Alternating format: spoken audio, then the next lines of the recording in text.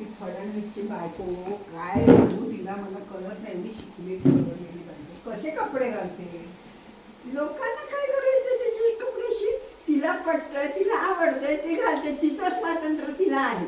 अहो पण ती मुख्यमंत्र्याची बायको आहे हे तरी ती कशी विसरू शकते? मुख्यमंत्र्यांची बायको आहे म्हणून घातलं पाहिजे हे तुमचं म्हणणं आहे. पण मुख्यमंत्र्यांनीच सांगितलंय की तिचं काही गोष्टी मला पटत नाही, पण व्यक्ती म्हणून तिला स्वातंत्र्य आहे, तिला हवं ते ती करू शकते. बाकीच्यांनी त्याच्यात लक्ष घालायचं कारण नाही. आता तुम्ही मला सांगा, इतका कर्तबगार मुख्यमंत्री, एवढा सहनशील नवरा, मग तिने समाजाचं थोडं भान नको ठेवायला? तिला इतर अनेक गुण आहेत. गाणं म्हणते, बँकेत नोकरी करत होती, समाजकारण करते, अंक करते, ते कुठे लक्ष देत नाही. आणि हे मात्र पुढं. अहो पण ती स्मृती इराणी ऍक्टिंग सोडून जेव्हा राजकारणात आली तेव्हापासून तशी छान व्यवस्थित राहते. हिला नको का चार कपडे घातले घालायला? प्रत्येकाचं मत वेगळं असतं.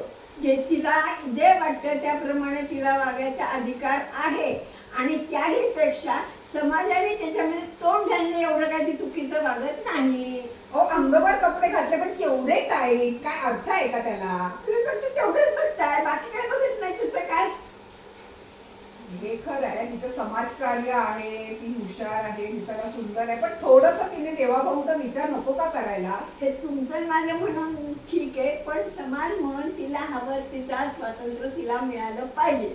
ह्याच्याशी मी सहमत आहे, पण त्या स्वातंत्र्याचा तिने सुद्धा थोडासा स्वतंत्र आणि थोडस समजुतीने घेतलं पाहिजे असं तुम्हाला म्हणायचंय. पण माझी तशी सक्ती नाहीये. बरं बाबा, तुम्हारी भी जय जय, हमारी भी जय जय, न तुम्हारे न हमारे. ओके?